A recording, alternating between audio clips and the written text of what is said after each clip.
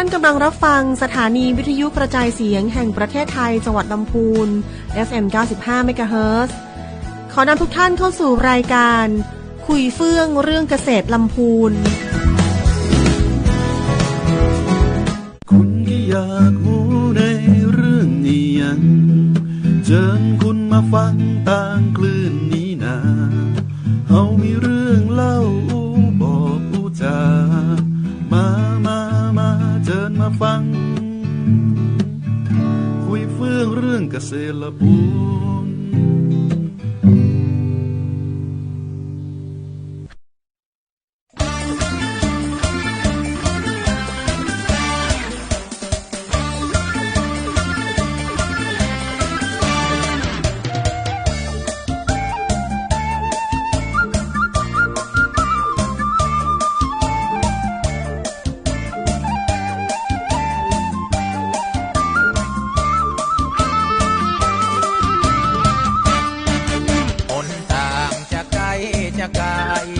แต่ใจ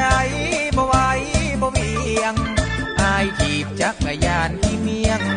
ได้ยินเสียงมันช่างปวดใจอีดแอดอีดแอดอีดแอดอีดแอดอีดแอดอีดแอดไปจีบพี่น้องบ้านเหนืองามเหลือนะแม่วางใจ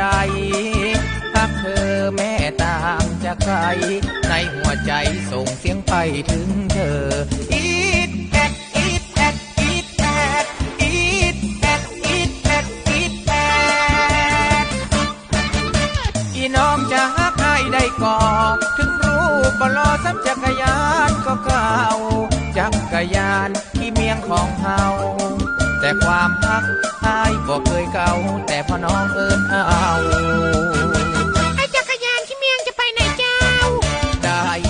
แล้วใจก็ดีเพราะให้มีแค่จักรยานขี่เมียงก็คงหมดหวังได้น้องมาคู่เคียงได้แต่ส่งเสียงนี้ไปถึงเธออีดแอดอีดแอดอีดแอดอีดแอดอีดแอดอีดแอด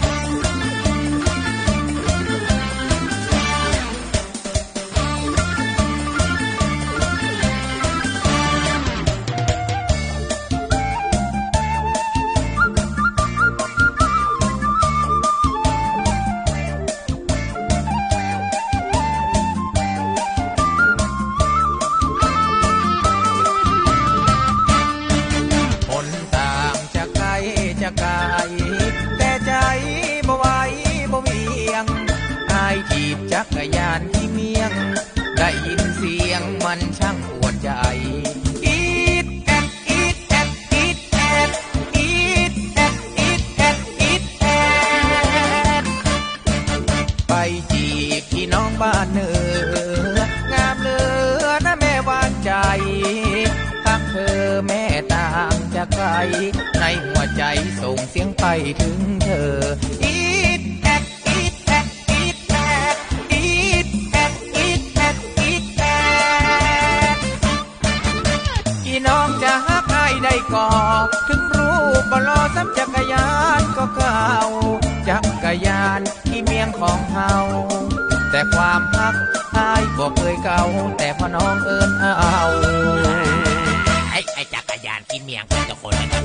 ได้ยินแล้วใจก็ดีเพราะไอ้มีแค่จักรยานที่เมียงก็คงหมดหวังได้น้องมาคู่เคียงได้แต่ส่งเสียงนี้ไปถึงเธออีดแอดอีดแอดอีดแอดอีดแอดอีดแอดอีดแอด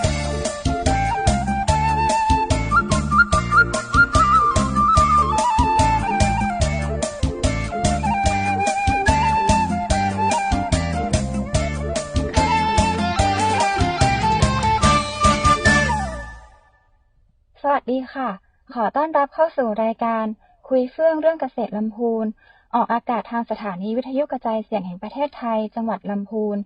FM 95 เมกะเฮิรตซ์ทุกวันเสาร์เวลา 17 นาฬิกาถึง 18 นาฬิกา วันนี้เราจะมาพูดคุยเรื่องการเกษตรของตำบลบ้านทิอำเภอบ้านทิจังหวัดลำพูนดำเนินรายการโดยเกษตรส้มนางสาวพุทธชาติคอทอง นักวิชาการส่งเสริมการเกษตรชำนาญการสำนักงานเกษตรอำเภอบ้านทิต่อไปเราจะมาทำความรู้จักกับตำบลบ้านทิกันให้มากขึ้นนะคะบ้านทิเป็นชื่อของอำเภอตำบลและหมู่บ้านโดยตั้งตามชื่อของลำน้ำแม่ทิซึ่งมีต้นกำเนิดจากเทือกเขาขุนแม่ทิในเขตพื้นที่หมู่บ้านดอยเวียงหมู่ที่9ตำบลบ้านทิซึ่งอำเภอบ้านทิจะมีลำน้ำแม่ทิไหลผ่านตลอดกลางของตำบลบ้านทิโดยไหลไปทางตะวันออกของอำเภอและไหลลงสู่ลำน้ำกวงทางทิศตะวันตกในเขตบ้านสันมณะหมู่ที่10ตำบลบ้านทิโดยตำบลบ้านทินั้นเป็นตำบลที่ตั้งอยู่ทางทิศตะวันออกเฉียงเหนือของตัวจังหวัดลำพูนปัจจุบันตำบลบ้านทิมีการแบ่งขอบเขตการปกครองเป็น20หมู่บ้านได้แก่หมู่ที่1บ้านเตาปูนหมู่ที่2บ้านป่าเปาหมู่ที่3บ้านทิหลวงหมู่ที่4บ้านป่าตาลหมู่ที่5บ้านสันทรายหมู่ที่6บ้านป่าสักหมู่ที่7บ้านช่างเพี้ยนหมู่ที่8บ้านสีดอนชัยหมู่ที่9บ้านดอยเวียงหมู่ที่10บ้านสันมณะหมู่ที่11บ้านแพะต้นยางงามหมู่ที่12บ้านสันต้นข่าหมู่ที่13บ้านป่าเหียงหมู่ที่14บ้านสีมูลหมู่ที่15บ้านป่าแดงหมู่ที่16บ้านบัวบกหมู่ที่17บ้านป่าปีหมู่ที่18บ้านท่าตุ้มหมู่ที่19บ้านป่าตาลห้องแห่และหมู่ที่20บ้านใหม่กาดเหนือตำบลบ้านทิมีอาณาเขตติดต่อดังนี้ทิศเหนือติดต่อกับตำบลห้วยยาบอำเภอบ้านทิจังหวัดลำพูนติดต่อตำบลบวกค้างและตำบลออนใต้อำเภอสันกำแพงจังหวัดเชียงใหม่ทิศใต้ติดต่อกับตำบลมะเขือแจ้อำเภอเมืองจังหวัดลำพูนทิศตะวันออกติดต่อกับอำเภอแม่ทาจังหวัดลำพูนทิศตะวันตกติดต่อกับตำบลอุโมงค์อำเภอเมืองจังหวัดลำพูนและตำบลชมพูอำเภอสารพีจังหวัดเชียงใหม่วัฒนธรรมและขนบธรรมเนียมประเพณีตำบลบ้านทิมีขนบธรรมเนียมประเพณีและวัฒนธรรมที่สืบทอดกันมาแต่โบราณมีภาษาพูดเป็นของตัวเองเรียกว่าคำเมืองภาษาไทยยองและภาษาไทยลื้อซึ่งเป็นภาษาของชนพื้นเมืองดั้งเดิมของตำบลบ้านทิการแต่งกายในอดีตนั้นซึ่งมีลักษณะของชาวล้านนาก็คือถ้าเป็นผู้ชายจะนุ่งกางเกงสะดอหรือที่เรียกว่ากางเกงขาก๊วยสวมเสื้อผ้าฝ้ายหรือผ้าเมืองมีการคาดผ้าขาวม้าที่พุงส่วนผู้หญิงจะนุ่งผ้าสิ้นสวมเสื้อแขนกระบอกไว้ผมมวยทัดดอกไม้ซึ่งปัจจุบันนี้การแต่งกายได้มีการเปลี่ยนแปลงไปตามยุคสมัยและมีให้เห็นได้เฉพาะมีงานประเพณีต่างๆมีการสืบทอดวัฒนธรรมจากบรรพชนจนถึงลูกหลานในปัจจุบันมีการเรียนการสอนในชุมชนเช่นการตีกลองหลวงการเรียนศิลปะการฟ้อนรำการฝึกดนตรีพื้นเมืองเช่นสล้อซอซึงการทอผ้าเมืองการแกะสลักการจักสานโดยเฉพาะการทำน้ำทุ่งหรือน้ำทุ้งซึ่งเป็นอุปกรณ์ที่ใช้สำหรับตักน้ำจากบ่อของชาวไทยลื้อบ้านป่าเปาหมู่ที่2ในด้านการท่องเที่ยวตำบลบ้านทิมีสถานที่ท่องเที่ยวที่สำคัญได้แก่ 1. วัดกู่ป่าลานตั้งอยู่ที่หมู่ที่8บ้านสีดอนชัยตำบลบ้านทิซึ่งภายในวัดมีแหล่งเรียนรู้ทางวัฒนธรรมซึ่งเป็นศูนย์กลางสำหรับถ่ายทอดภูมิปัญญาท้องถิ่นประจำตำบลทั้ง6ด้าน 2. วัดพระธาตุดอยเวียงตั้งอยู่ที่หมู่ที่9บ้านดอยเวียงตำบลบ้านทิซึ่งเป็นสถานที่ประดิษฐานของเจดีย์พระธาตุเก่าแก่ 3. วัดศรีดอนชัยตั้งอยู่ที่หมู่ที่10บ้านสันมณะตำบลบ้านทิเป็นวัดที่ประดิษฐานพระพุทธรูปปางลีลาหรือพระพุทธเฉลิมศิริราชพระเจ้ายืนสูง59เมตรซึ่งเป็นพระพุทธรูปที่สูงและใหญ่ที่สุดของภาคเหนือ 4. อ่างเก็บน้ำแม่ทิและน้ำตกห้วยหกตั้งอยู่ที่หมู่ที่9บ้านดอยเวียงตำบลบ้านทิเป็นอ่างเก็บน้ำขนาด5ล้านลูกบาศก์เมตรกว้าง470เมตรยาว6กิโลเมตรโดยน้ำตกห้วยหกนั้นเป็นแหล่งท่องเที่ยวสำคัญอีกแห่งหนึ่งของอำเภอบ้านทิมีขนาด7ชั้นตั้งอยู่บริเวณเหนืออ่างเก็บน้ำแม่ทิอยู่ห่างจากอ่างเก็บน้ำแม่ทิขึ้นไปประมาณ6กิโลเมตรเดินเท้าเข้าไปราวประมาณ2ชั่วโมงบรรยากาศ2ข้างทางเป็นป่าธรรมชาติเหมาะสำหรับเป็นเส้นทางศึกษาธรรมชาติ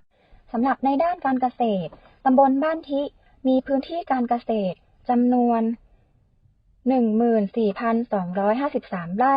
มีเกษตรกรที่ขึ้นทะเบียนเกษตรกรจำนวน 1,463 ครัวเรือนพืชเศรษฐกิจที่สำคัญที่มีการปลูกกันในพื้นที่ของตำบลบ้านทิได้แก่ ข้าวลำไยมะม่วงปาล์มน้ำมันยางพาราโดยมีพื้นที่ปลูกข้าว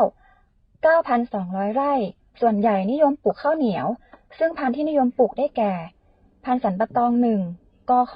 6 ซีพีไรต์ตอง 8 ทันซิลินและแม่โจ้ 2 พื้นที่ปลูกลำไย 8,912 ไร่ส่วนมากจะปลูกลำไยพันธุ์อีดอร์พื้นที่ปลูกมะม่วง 148 ไร่พันธุ์ที่ปลูกคือพันธุ์น้ำดอกไม้และพันธุ์โชคอนันต์พื้นที่ปลูกปาล์มน้ำมัน123 ไร่พื้นที่ปลูกยางพารา8 ไร่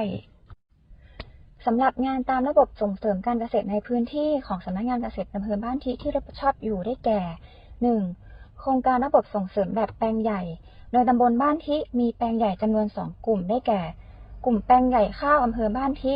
ตั้งอยู่ที่หมู่ที่ 8 บ้านศรีดอนชัยตำบลบ้านทิปัจจุบันมีสมาชิกกลุ่ม56 รายโดยมีพื้นที่การปลูกข้าวประมาณ600 ไร่